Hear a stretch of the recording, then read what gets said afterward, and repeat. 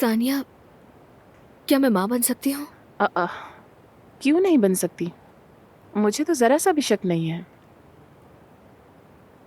आज हमने ईशा को उसकी माँ से छीन लिया। देखने में तो यही लगता है, मगर तुम उस दानिया से कहीं बेहतर माँ बनोगी।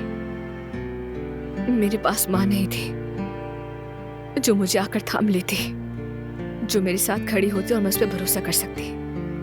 इसलिए मैं जानती हूँ कि कैसा महसूस होता है। लेकिन माँ तो माँ होती है, चाहे वो कितनी ही बुरी क्यों ना हो, कोई अपनी माँ को नहीं छोड़ता। और माँ की जगह तो कोई भी नहीं ले सकता। हालांकि ईशा मुझसे प्यार करती है, मैं जानती हूँ। लेकिन अगर उसने मुझसे कह दिया कि मैंने उसे माँ से जुदा किया, तो ये सोचकर डर लगता है मैं उसे क्या जवाब दूंगी। मेरे पास कोई जवाब नहीं सानिया। मैं तुम्हें एक बात बताऊं, और इसके बाद हम ये मौजू कभी नहीं छेड़ेंगे।